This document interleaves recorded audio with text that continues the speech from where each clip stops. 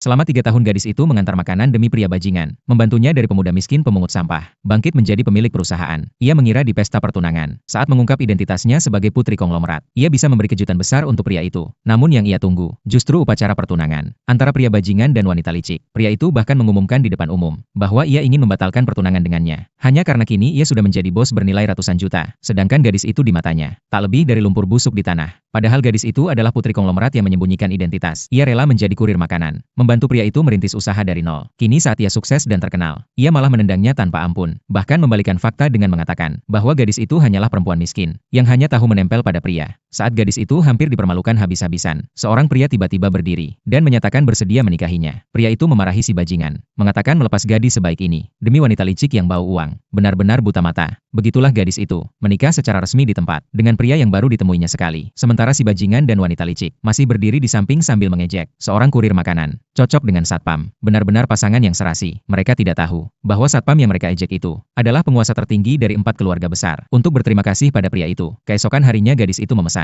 ruang VIP tertinggi di hotel milik keluarganya, untuk mentraktir makan sang pria. Kebetulan si bajingan dan wanita licik, juga sedang makan di hotel itu. Wanita licik bahkan berpura-pura, sebagai putri konglomerat. Begitu melihat gadis itu berpakaian sederhana, ia dan ibu si bajingan langsung maju, untuk menghina gadis tersebut. Manajer hotel pun langsung berubah sikap, dan berniat mengusir gadis itu keluar. Gadis itu akhirnya tak tahan lagi, dan menyatakan bahwa dirinya lah putri konglomerat yang asli. Namun si bajingan sama sekali tidak percaya, bahkan mengejek pria itu, mengatakan demi pamer. Ia sampai menghabiskan tabungan nikahnya, untuk membuktikan identitas. Si bajingan mengusulkan naik ke lantai paling atas, karena hanya kartu hitam eksklusif milik putri konglomerat, yang bisa membukanya. Benar saja, wanita licik mengeluarkan kartu emas palsu, namun lift sama sekali tidak bereaksi. Saat giliran gadis itu, ia justru panik, karena hari itu ia sama sekali tidak membawa kartu. Saat semua orang menunggu untuk menertawakan mereka, pria itu justru mengeluarkan kartu hitam, dan berkata kartu yang asli ada padanya. Si bajingan langsung bertaruh, jika pria itu bisa membuka pintu, ia akan berlutut. Begitu kata-kata itu selesai diucapkan, pintu lift langsung terbuka. Semua orang tercengang. Manajer hotel yang tadi sombong, langsung berlutut dan meminta maaf. Sementara si bajingan dan wanita licik, dipaksa menepati taruhan mereka. Namun tepat saat itu, seorang teknisi berkata, bahwa lift hanya mengalami gangguan. Si bajingan dan wanita licik langsung merasa dipermainkan, dan berteriak ingin membuat mereka membayar akibatnya. Pria itu akhirnya tak bisa menahan diri, dan langsung menunjukkan identitas aslinya. Barisan pengawal berbaju rapi di belakangnya, langsung menguasai seluruh ruangan. Namun rombongan si bajingan tetap tidak percaya. Mereka mengira para pengawal itu hanyalah figuran bayaran. Saat kedua pihak masih bersitegang, asisten pribadi gadis itu tiba tepat waktu. Melihat nona besarnya dipermalukan, asisten itu tanpa banyak bicara, langsung menampar wajah manajer hotel, dan memecatnya di tempat, sekaligus memerintahkan pemblokiran total dari seluruh industri. Saat itu juga, keluarga si bajingan benar-benar terdiam dan tak percaya.